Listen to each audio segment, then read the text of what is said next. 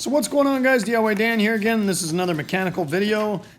This video is going to consist of an instructional guide on how to replace the timing belt tensioner, timing belt, and water pump on a Nissan 3.3 liter engine. Now, the reason I did this timing belt is we got this car for our daughter and it had just over 100,000, and that is the recommended time period that they suggest replacing these timing belts.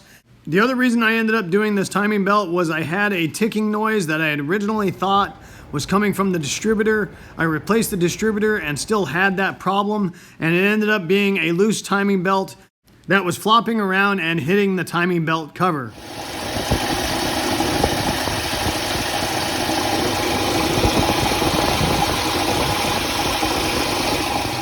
Now, from what I've found is these are listed as an interference engine, meaning that if that timing belt breaks, that the valves of the head could hit the top of the piston and cause massive damage to your engine. Now, I've read several threads of people breaking these timing belts because they didn't do them as they should and just ended up putting another timing belt on it, and the engine ran fine after that. However, that's not a risk you should really be wanting to take, so I recommend replacing that timing belt right around that 100,000 mile mark or that 200,000 mile mark, because obviously these engines are getting pretty old.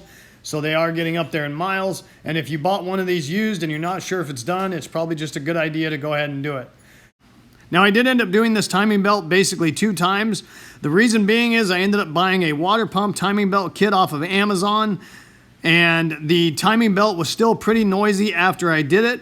So I ended up going and getting a factory original Nissan timing belt, and that noise completely went away. I'm going to show you the difference in quality of those 2 belts and why I highly recommend just going with the Nissan belt to start. I also recommend watching this entire video before trying to tackle this project to make sure it is something you want to try and do, and make sure you have the tools necessary in order to do it. So let's get to it.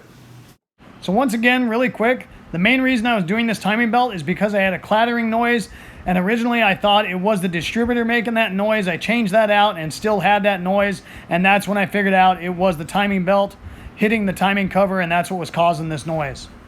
If you think you do have a problem with your distributor and it needs replaced, I will post the icon for this video at the end of this one if you need to check it out.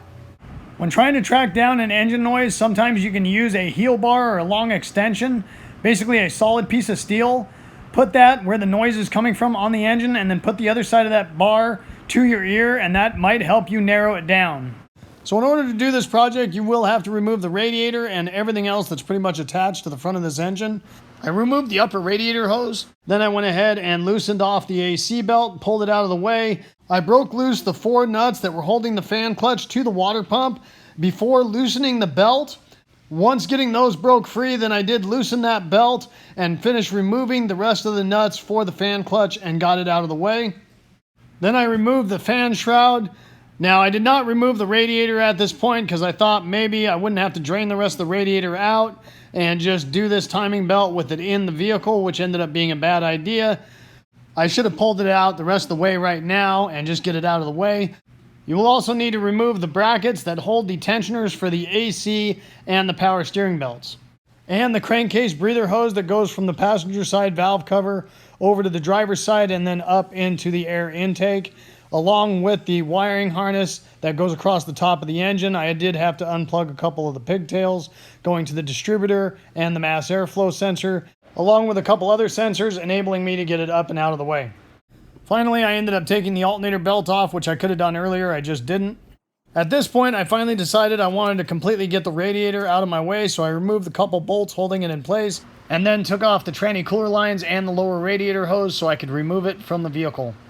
Once getting all that crap out of the way, we are almost to the actual timing belt itself. So right here, I am taking all the bolts off that were holding the upper timing cover in place. When removing these bolts, take them off in an organized fashion because some of them are longer than others, so it is a good idea to keep track of them and where they were going in the timing cover. Once I removed the upper cover, I was able to verify that this was the noise I was hearing on this engine. Right here you can see the scuff marks or the clean marks that are on the top of this timing cover and on the front where the timing belt had been rubbing it because it was too loose and worn out.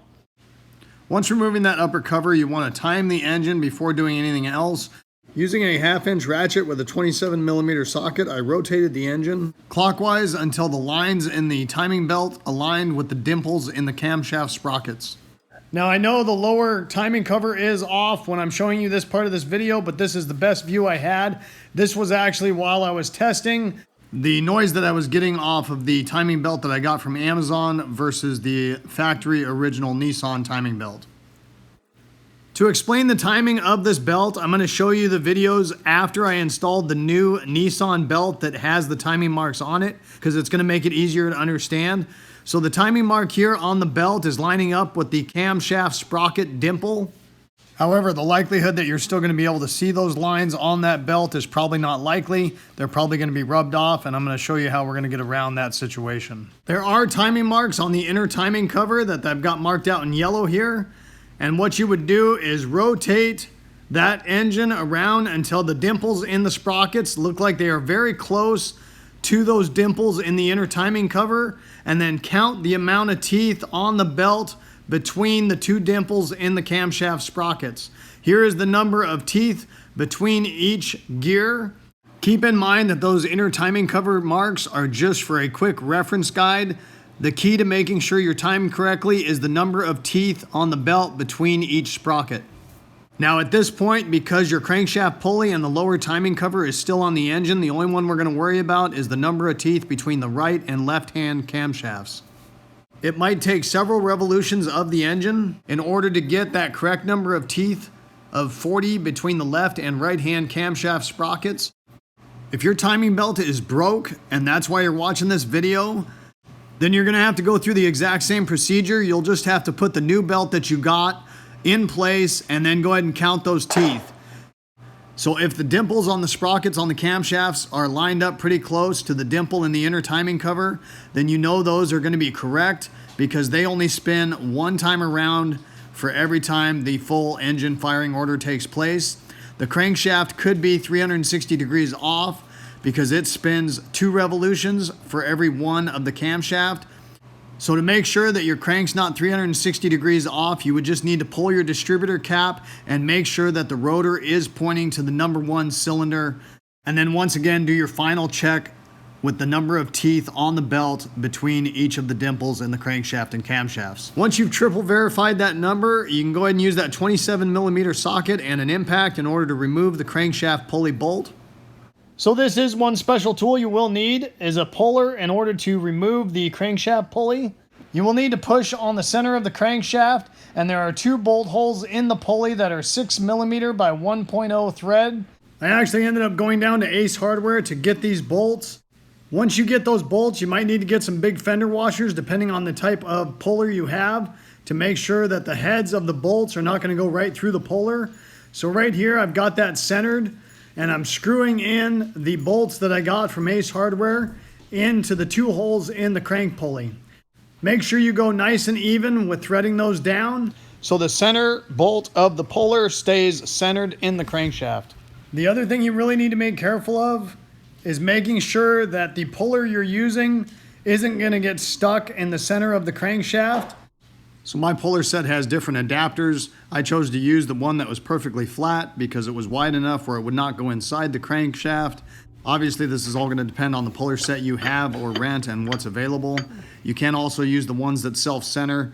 Those ones will help you stay a little bit more centered in the crank as you pull it off. However, I tend to use a washer on those just so I'm not possibly distorting the crank or whatever I'm pulling off. But realistically speaking, the crank should be way harder than the puller, so it really shouldn't be an issue. If the puller you are using looks like it might slide inside the hole for the crankshaft instead of stay up on top of it, you can always put a nice thick washer between the puller and the crankshaft to make that hole smaller, so that's not a possibility. Just make sure that the washer is not up on the pulley and is strictly on the crankshaft. Once getting that all figured out, I used an impact to help break it loose initially, and then I finished loosening it off with a gear wrench. That crankshaft pulley does have some weight to it, so be careful when removing it that you're ready for that. Once getting that off, then I removed the rest of the bolts that were holding the lower part of the timing cover in place and pulled it off.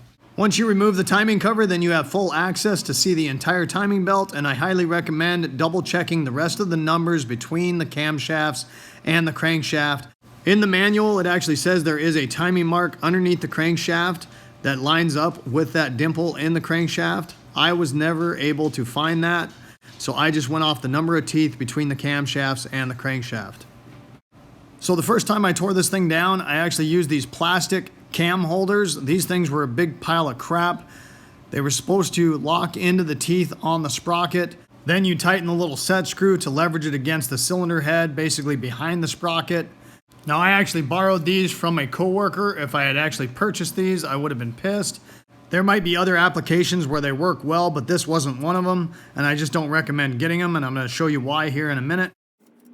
So right here, I'm just using a socket and a ratchet in order to loosen the timing belt tensioner. You'll notice as I loosen it and I remove the belt, why I say don't get those stupid plastic sprocket holders. So right here was a little bit of an oh shit moment, but not really, because I'm right where I need to be as far as the timing goes, and I've got it marked so I can put it right back where it was. So I just went ahead and finished removing the timing belt. Then I went ahead and tried just turning that camshaft by hand, which wasn't going to happen, and I didn't think it would. I ended up using a filter wrench in order to place it back where it was. I even tried using those stupid plastic cam locks one more time, and that was just a waste of time.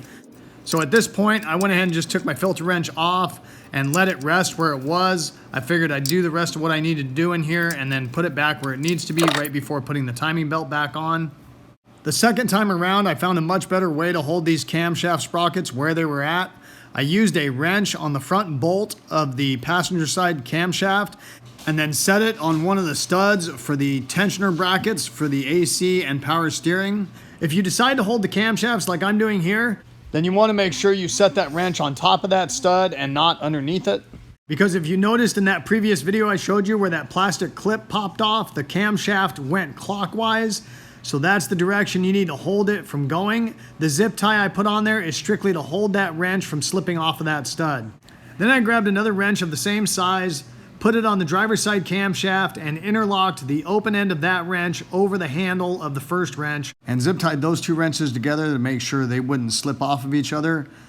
And this held those camshafts exactly where they were without a problem.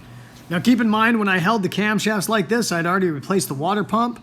So if you do decide to hold your camshafts with something similar to what I did here, make sure it's not in your way of getting to that water pump. I finished removing the timing belt tensioner. Really pay attention to the orientation of this spring. Might be a good idea to snap some pictures of it before fully removing it. Once removing the nut, there was actually two washers behind that nut, and keep those in the same order they were removed so you can put them back in the same orientation as what they came off. And this tensioner should be replaced along with the timing belt because the bearing on this tensioner has just as much time and abuse on it as the belt. So now we're going to get into replacing the water pump, which is an absolute must if you do the timing belt, because you pretty much have to go down this far in order to do the water pump. So a water pump and a timing belt should go hand in hand on this engine. I removed all the bolts holding the water pump to the engine block. Some of the bolts are longer than others, so if you want, you can keep them in order of the way you took them off to make it easier to go back together. Once removing all the bolts, I just gave it a little love tap with a hammer to knock it loose. Let the rest of the coolant drain off, and then removed the water pump. There are two dowel pins, one on each side between the water pump and this lower aluminum housing. Make sure you don't lose those when you are removing the water pump. Then I cleaned the gasket surface off using a scraper and my angle sander with a flapper disc. So here is the kit that I bought off of Amazon that includes the water pump, tensioner, and timing belt. I have no complaints about the water pump or the timing belt tensioner so far. It's been about a year since I have done this project because I just haven't had time to edit this video. However, as I had said in the intro to this video, the timing belt that I put on from this kit was still making noise, and I ended up replacing it with the factory OEM Nissan timing belt. Now, before really doing any installing of any of the parts, if you get a kit, make sure you check all your parts to make sure they are identical so you don't have a problem returning it if need be because something is incorrect. There will be new studs that come with the water pump. I used some blue Loctite and tightened those down into the fan hub with just a pair of needle nose. Now, because this water pump was going to be underneath the timing cover, I didn't want to have any problems with any leaks, so I did use some RTV silicone on the gasket surface. Now, you don't want to get really crazy with this stuff if you decide to use it.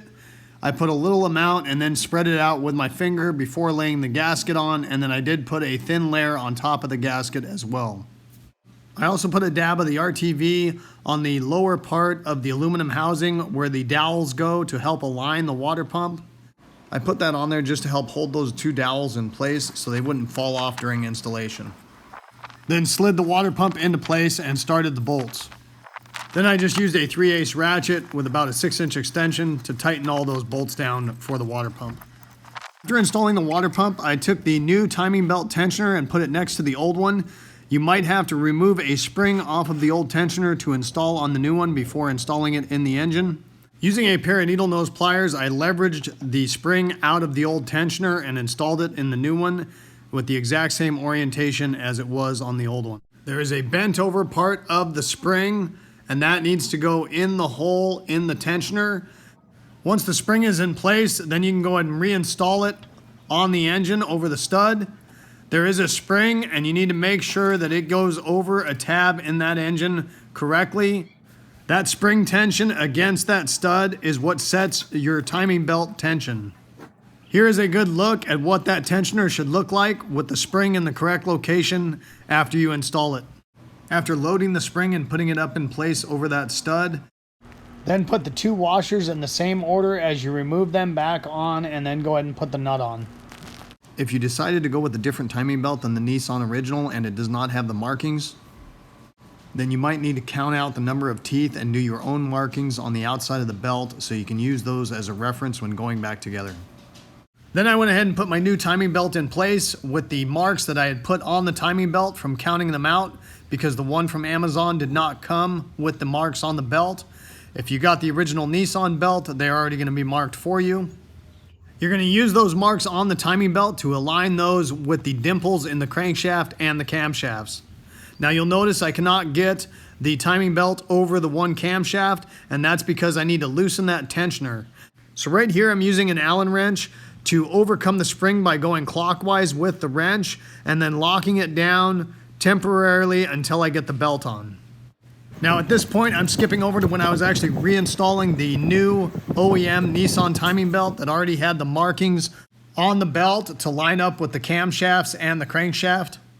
Once verifying that the lines on the belt line up with each of the dimples in the camshafts and the crankshaft, then I went ahead and loosened that nut on the tensioner to apply the spring tension from that tensioner back onto the belt and tighten the nut back down. From what I found online, you're supposed to have a 1/2 inch of deflection between the two camshafts, but that's applying 22 inch-pounds of force to the belt, which I did not have a gauge for.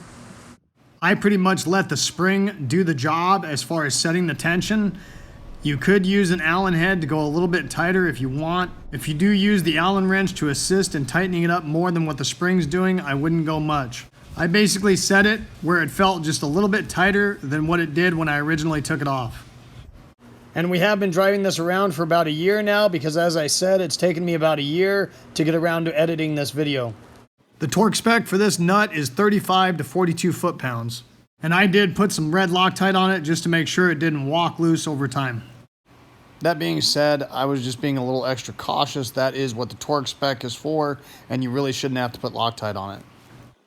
Once I tightened down the tensioner, I was able to cut the zip ties and remove the two wrenches that I had holding the camshafts in position to each other.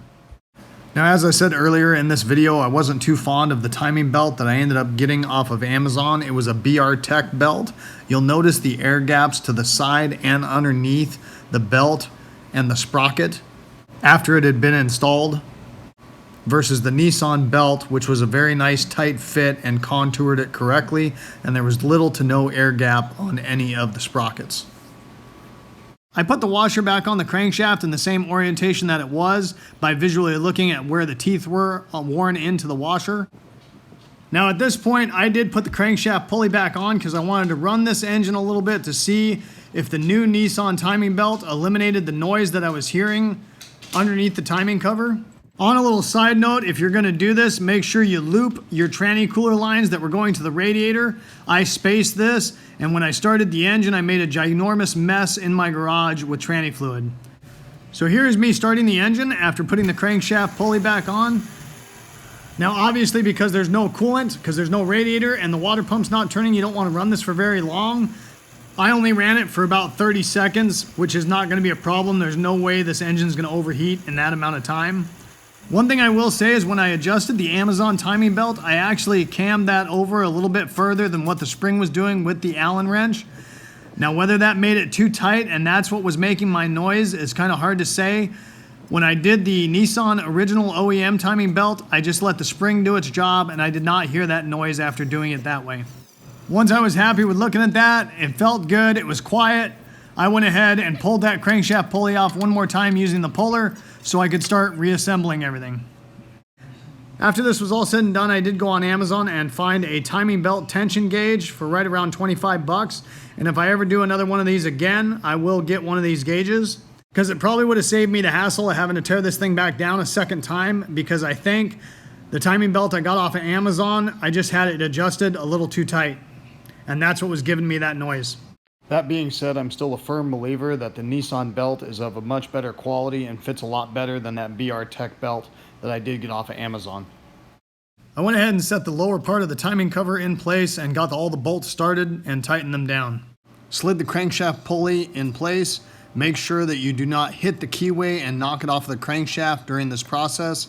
And then I just used an impact to tighten this down. If you want to torque this to spec, it's 141 to 156 foot-pounds of torque. The problem with that is not turning the engine over while you're trying to torque that down, so it's just easier to use an impact. Then I put the upper timing belt cover in place, started all the bolts, and finished tightening those down. I decided to go ahead and put the alternator belt in place and make the adjustment on that because it was easier to get to at this point. Then I put the other two brackets that hold the other pulleys for the other belts in place and tightened those down. Put the lower radiator hose in place, tighten the hose down and the extra little bolt that holds the bracket for that lower radiator hose. I put the fan belt pulley over the water pump and the fan clutch and put the 4 nuts on that. I did not tighten those down fully yet because it's much easier to do that after the belt is installed and adjusted, because that tension helps hold that while you tighten down the nuts. I just snugged them up at this point. Now, because I was right there, I went ahead and bought a new fan clutch. In order to replace the fan clutch, just set the new fan clutch right next to the old one, remove the 4 bolts from the fan, set that fan directly on the other fan clutch, then go ahead and tighten those bolts back down. I did use some blue Loctite on these just to make sure they didn't come loose. I put the belt on for the power steering and the fan clutch, made that adjustment, tightened the lock nut down, and now because there was more tension on that fan hub pulley, I was able to finish tightening down the 4 nuts for the fan clutch. You will need to double check your belt adjustment after tightening down those fan clutch bolts the rest of the way, in case that pulley was a little loose, and as you tighten those up, it may have over tightened the belt. After that, I went ahead and put the AC belt on, adjusted it, and tightened down the lock nut to hold that one in place as well. Now, just like replacing the fan clutch, I went ahead and replaced all of the belts as well when I was going through this process, and I will post an icon at the end of this video that will go into a lot more detail about how to make the adjustments on these belts. After I had all the belts on, I did fire it up one more time to make sure everything still sounded okay. And keep in mind, I do have those tranny cooler lines looped this time. Then I went ahead and put the fan shroud in place and set the radiator in.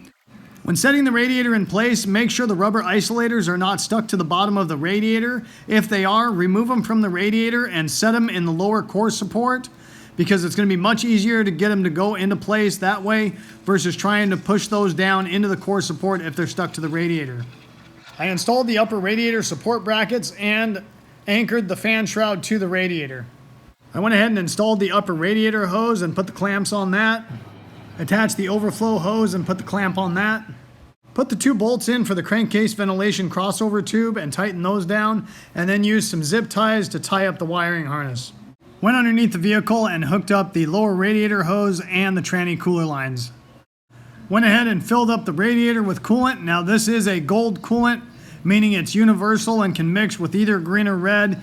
If you do not have gold coolant, make sure you match what was pre-existing in the radiator, because red and green do not mix. Once getting that topped off, I did fire it up, and I did lose quite a bit of tranny fluid when I made my big mess, so I did have to add quite a bit of that. If you ended up losing quite a bit of tranny fluid for whatever reason, make sure you check it and get it up on the dipstick before you start it. However, you should do your final check with the engine running at idle. And whenever checking an automatic transmission, I recommend doing it a couple times to make sure you get the same reading multiple times in a row, because sometimes tranny dipsticks are a little tricky to read. Now, I did have to go in and clear my codes, because when I was doing my temporary startups to see if everything sounded good, I did have a couple sensors disconnected, so I did end up with a check engine light. I put my code reader on there, cleared those out, and everything was good to go. The OEM timing belt did come with a little sticker to put under the hood, which I thought was pretty cool, so I dated and put the mileage on that. Once you take it for a test drive, make sure everything's good, let it cool back down, and then check your coolant level one more time to make sure you didn't get an air pocket and that you're not low on coolant.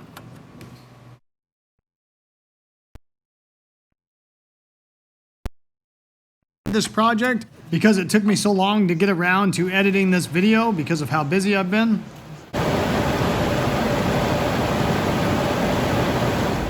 So at the time I did this timing belt was about 103,000 miles. We're pushing 110,000. So we put about 6,000 miles on this in that year. And this engine has been running nice and quiet, and we haven't had any other issues. And that's about all there is to it, guys. Hopefully you guys enjoyed this video and it gave you some good information. If so, make sure you hit that like button and subscribe to my channel if you haven't already. I'd really appreciate it. The whole concept of my channel is to give you guys the most information in the least amount of time as possible, so I don't waste your time. And I hope to see you next time. Have a good one. Later.